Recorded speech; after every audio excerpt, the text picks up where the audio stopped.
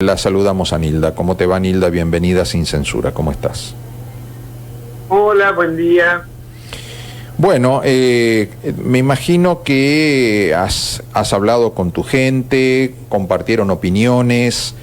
No me vas a dar la opinión solamente de Nilda Patiño, sino de por lo menos una primera consulta con otros referentes del gremio docentes autoconvocados. Sí, obviamente. O sea, lo primero que hacemos, si bien es todavía informal nuestra consulta, Sí.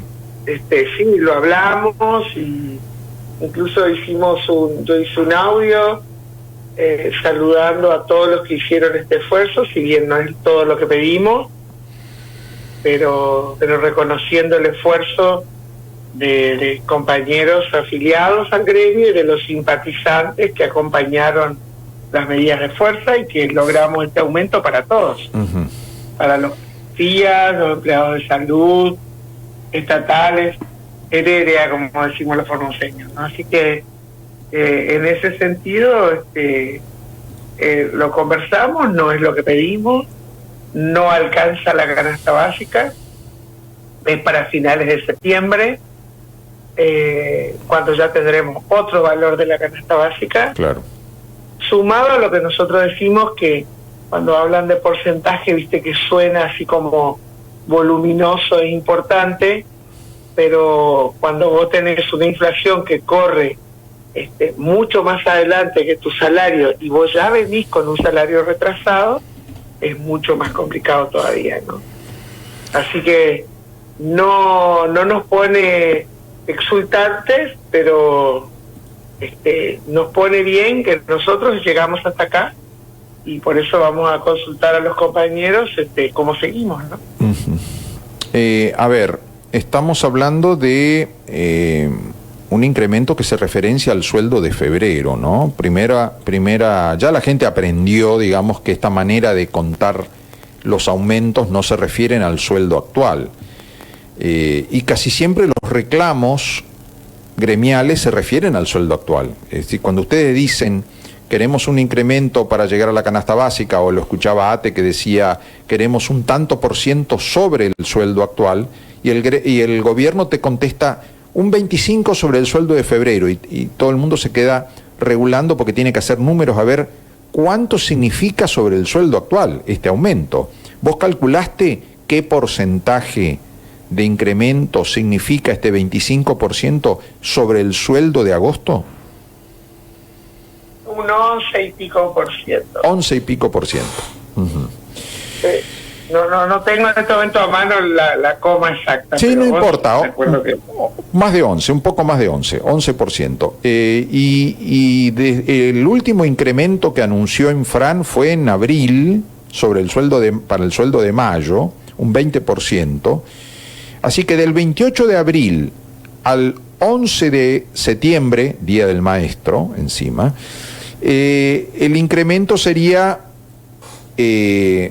sobre el sueldo de agosto de un 11%. No, hubo un aumento en mayo, creo que fue. Sí, por eso, el 28 de abril aparece Infran, la última vez que apareció Infran, y dijo, a partir de mayo va a haber un 20% y se va a traer para acá, digamos, se adelantó la última cuota que faltaba del otro incremento, pero el último aumento concreto del 20% se anunció el 28 de abril. Menciono abril porque todo el tiempo que transcurrió desde el 28 de abril, ¿no?, al 11 de septiembre, mucha agua pasó bajo el puente, ¿no? Sí, nosotros creíamos incluso que antes de julio iba a haber otra cuestión. Todo esto que decimos observando el proceso de los precios, de la inflación, y a nosotros lo que nos preocupa es cómo nos va quedando en nuestras cuentas el menos tanto de cada mes, y cómo suma eso, ¿no? Ayer me decía un compañero, qué pobre que estamos, que lo que me queda claro es que voy a poder pagar mi tarjeta. Universidad. Bueno, esa es la situación de los trabajadores asalariados.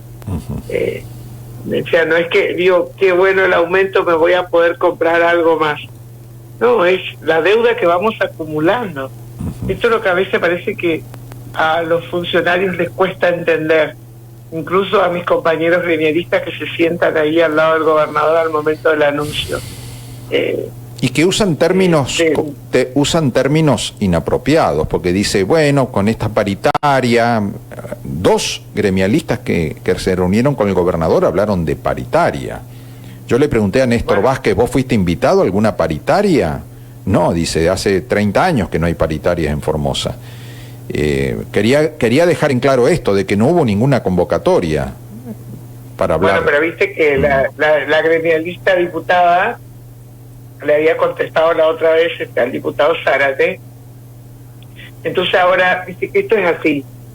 Yo digo algo y quiero que eso quede en la cabeza de la gente y lo repito para instalarlo, ¿viste? Entonces, en estas paritarias libres, y no sé, le mandó como 3 adjetivos. Sí. Y yo decía, ahí vamos, de vuelta con el relato, ¿no? Así que creo que de eso se trataba cuando hablaban instalar de paritarias, porque instalar se demora claro, la conferencia de prensa porque el gobernador le está contando lo que va a decir. Nilda, a ver, todos los anuncios, mejor dicho, los adelantos de los cálculos de la inflación de este mes que pasó, se acerca, es más del 10%, algunos dicen que va a estar en torno al 12, 11. A ver, el aumento anunciado por Infran con relación al mes pasado, es decir, a un mes transcurrido, viene a coincidir más o menos con la inflación de agosto. A ver, de un solo mes. Claro, por eso yo te decía que el gobernador dice, creo que le pregunta, porque viste que como las preguntas de los periodistas, no digo de todos, pero de gran parte de los que van, ¿verdad que usted es el más bonito de todos los dioses que ilumina el universo? Y entonces, sí, ¿viste? El periodista le dice uno de ellos, si este aumento empata la inflación.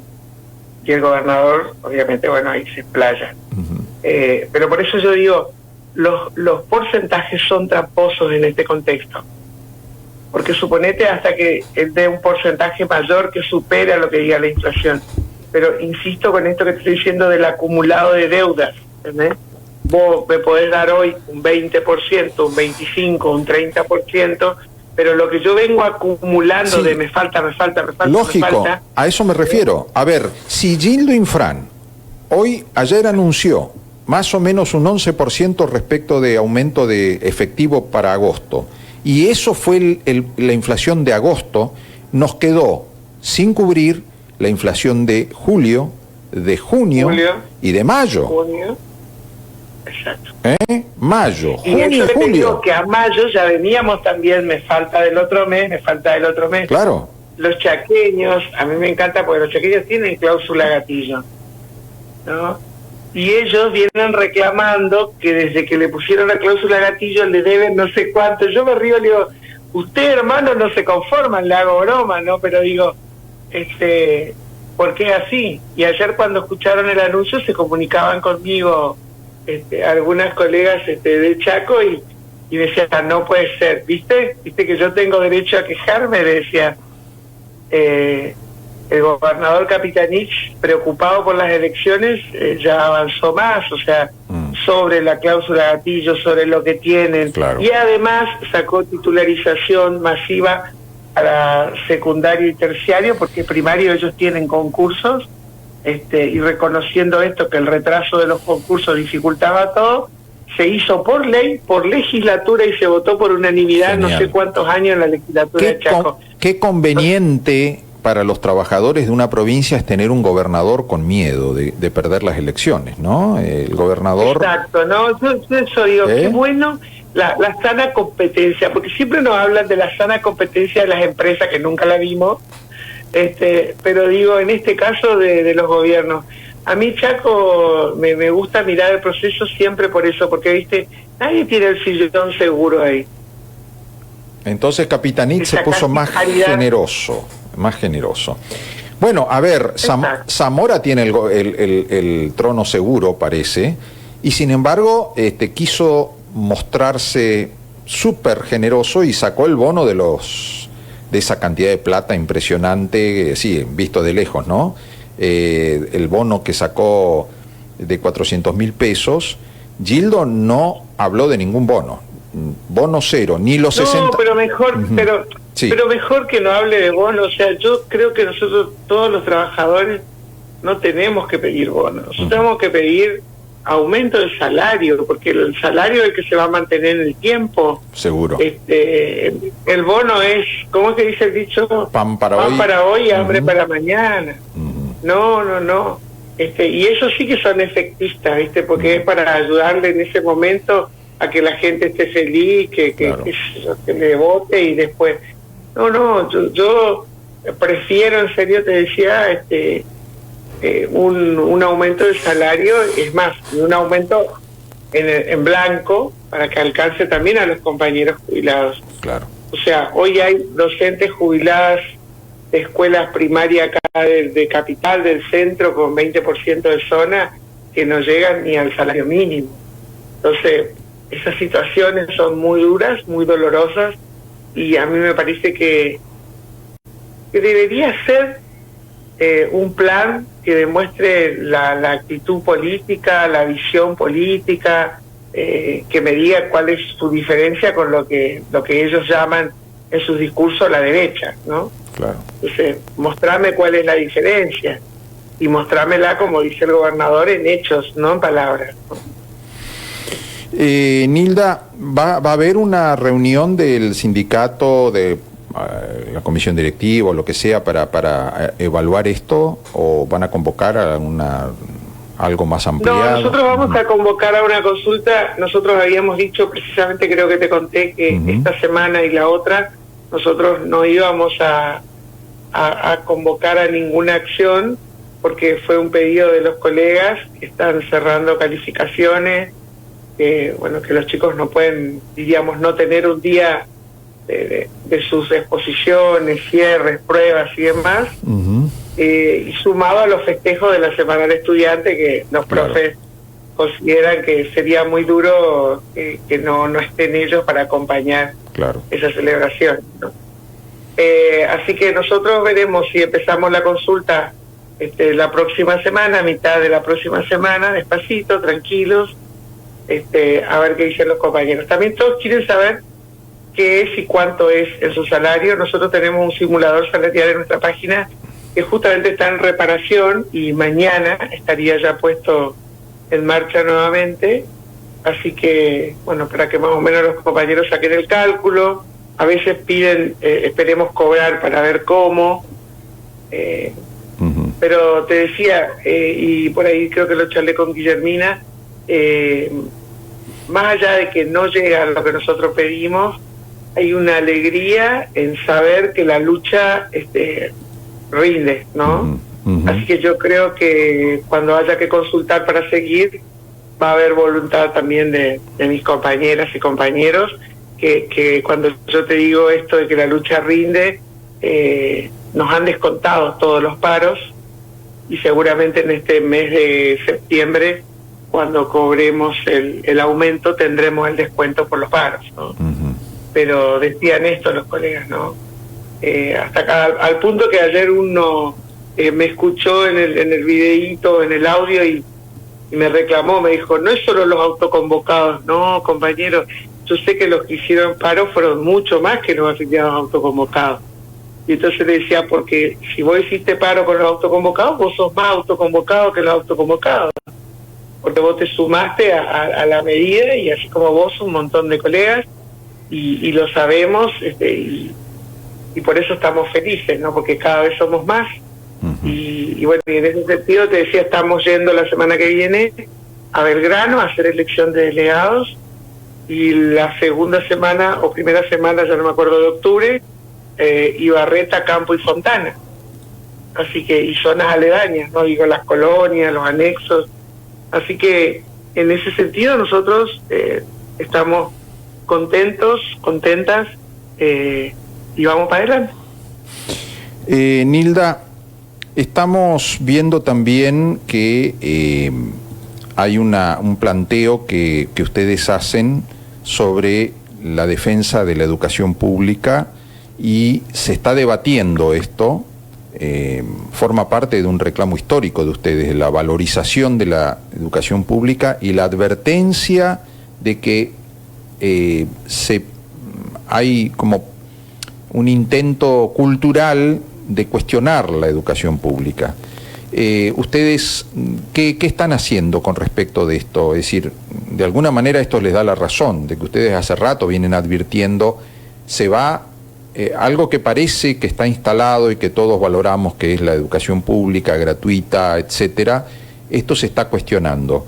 ¿Qué respuesta tenés de los delegados, de los trabajadores de la educación ante esto que vos planteás y lo que está sucediendo en el debate nacional? Bueno, mira, yo creo que todo sirve, ¿no? Aún la cosa más terrible. Y en esta es que nos obligó a pensar, nos obligó como sociedad y a tomar posición, ¿no?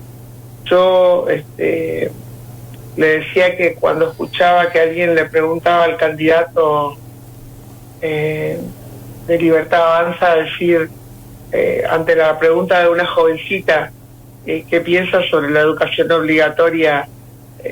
Decir que era una aberración obligar a alguien a estudiar, ¿no? Creo que hay algunas cosas que muchas personas, fundamentalmente los adultos, tenemos muy impregnado, ¿no? Y en ese sentido, explicar qué es la educación pública me parece importante, igual como la salud pública, ¿no? Uh-huh. Igual esta cuestión de la participación del Estado, ¿no? Ayer leía un meme, porque no es mío, de esta gente que se para y critica a los planes y decía, bueno, esa escuela privada que va tu hijo, te cuento que es subvencionada por el Estado. O sea que tu hijo es un planerito. Te juro que me provocó mucha risa.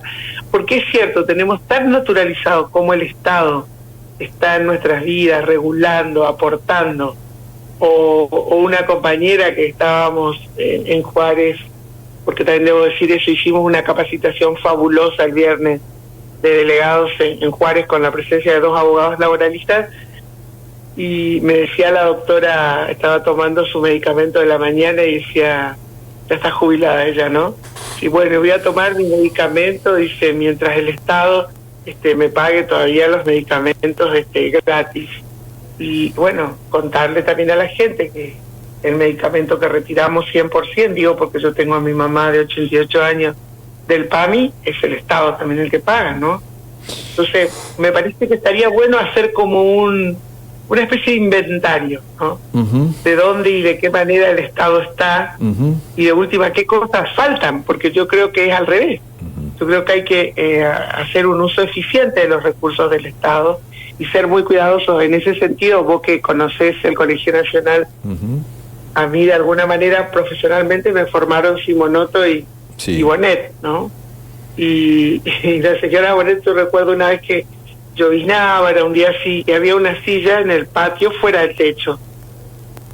Y yo iba a clases y ella me llama la atención y me dice, profesora, ¿usted no ve que esa silla está bajo la llovizna? Y yo le digo, sí, pero no es mi tarea, y yo bocona como siempre.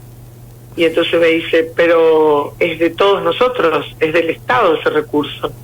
Entonces usted debería llamar a una ordenanza y que guarde la silla en la llovizna. Eso me quedó para toda la vida, ¿no?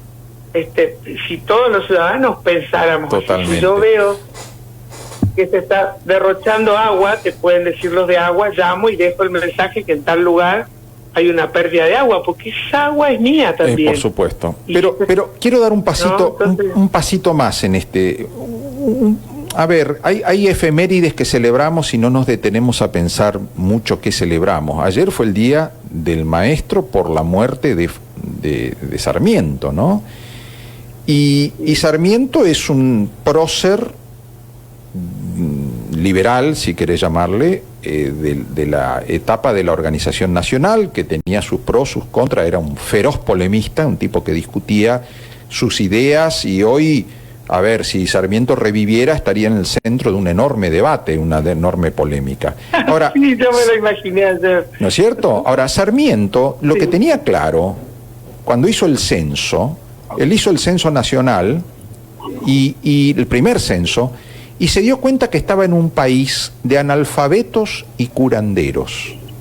Así lo definió, un país de analfabetos y que se curaba con curanderos, porque no había ni educación pública ni había salud pública. Y Sarmiento, liberal como era y que pensaba que la iniciativa privada tenía que tener el máximo apoyo y que la economía funcionaba en base a la iniciativa privada, también tenía claro que no puede haber un país grande si la gente es analfabeta y se cura con curanderos.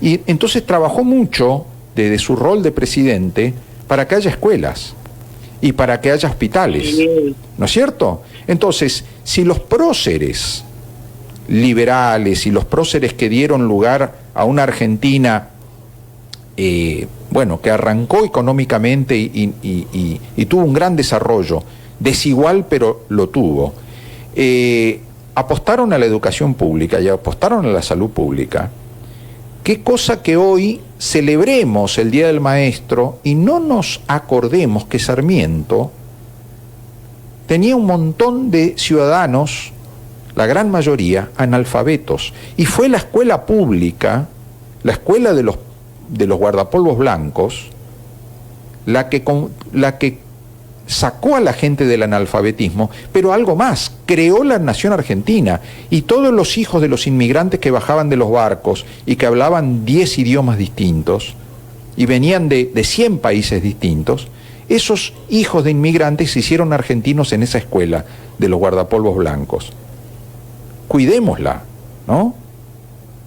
Pensemos... Claro, por eso yo te decía, acá hay algo que está mal, porque yo decía, liberal no es eso que estás diciendo, por lo menos en la historia argentina el liberalismo tuvo otro rol, pero viste, es muy histórico a lo mejor hablar de, ponernos a hablar de estas cosas que obviamente a nosotros dos nos encantaría discurrir en una charla filosófica histórica, pero por eso, porque si vos me decís que vos amás a la patria, que vos no podés estar en contra de la educación pública jamás, porque esto que vos estás diciendo, esa amalgama que se tuvo que dar entre el indio, el inmigrante, el criollo, el mestizo, lo hizo la educación, ¿no? Lo hizo la escuela pública, la escuela sarmientina, como vos decís.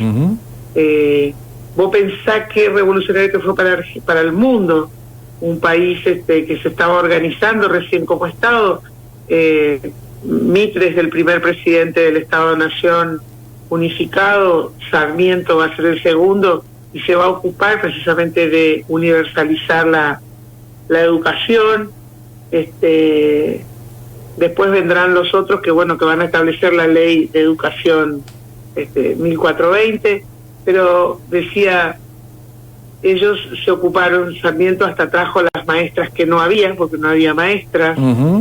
Hoy hay un montón de historias y de novelas, porque ya las escritoras buscan a ver quiénes fueron esas maestras que vinieron desde Estados Unidos a la República Argentina. Y crear bibliotecas, las bibliotecas populares, no sé, o sea, cuando uno mira, yo digo, y pensar que los estudiamos, más que nada desde la visión revisionista, como una generación hasta corrupta, ¿no? Y yo decía, yo miro el edificio del Congreso nomás y digo, miércoles, no tiene una rajadura, se hizo en el 1880, 1890, o las estaciones de Retiro, todos esos edificios construidos en esa época, y decir, bueno, si estos eran corruptos, ¿qué calificación tendrían los gobiernos últimos? ¿Qué le toca a nuestra época, no? Claro, entonces, por eso digo, creo que habría que revisar esto que vos decís, cuando Sarmiento toma y hace ese censo, qué nivel de analfabeto hay y cómo Argentina termina el siglo 19 y cómo avanza en el 20 siendo uno de los países con mayor alfabetización, con universidades públicas, con los colegios nacionales extendidos por todas las provincias o los colegios secundarios.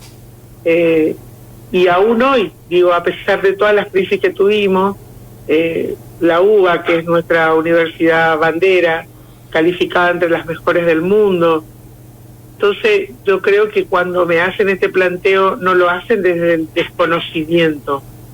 Para mí, ¿qué querés que te diga? Son planes malvados, maquiavélicos, de destrucción realmente de lo que significa toda la educación y lo que significa la sociedad argentina. Gracias. No se puede pensar de otra manera. Te agradezco tu aporte a esto, porque podemos estar muy distanciados en muchas cuestiones de interpretación política o económica o lo que sea, pero hay que pensar juntos cómo se hizo este país, qué es lo que nos mantuvo unidos, qué es lo que nos dio esperanza y fuerza para seguir para adelante, y por qué estamos como estamos. Porque si hay un consenso, si vos haces una gran encuesta en este país, y creo que las elecciones son una gran encuesta, y hacías una gran encuesta allá por el 1910, en la época del primer centenario, aquella época era una época absolutamente optimista. El país, la gente creía que iba a vivir un país mucho mejor, que sus hijos iban a vivir, los más pobres y los más ricos, ¿no? Que sus hijos iban a vivir mucho mejor que ellos, que sus hijos iban a ser doctores, ¿no?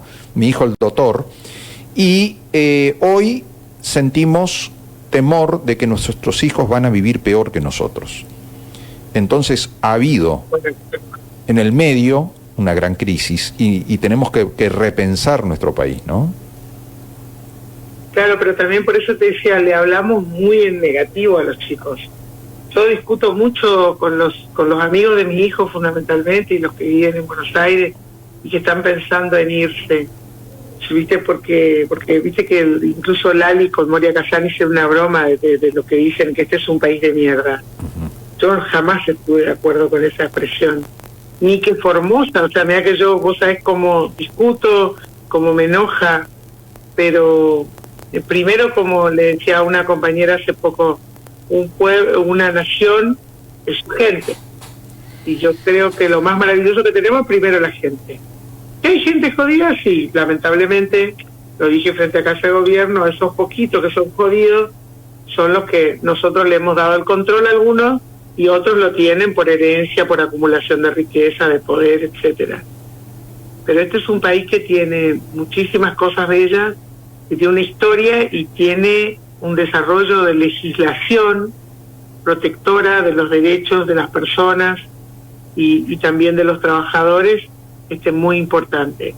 Y eso hace que a veces, viste, las empresas, fundamentalmente yo creo, pagan a algunos periodistas, voy a decirlo así, y entonces se va a tal empresa porque Argentina no le sirve, porque se va a tal empresa, bueno, que se vaya.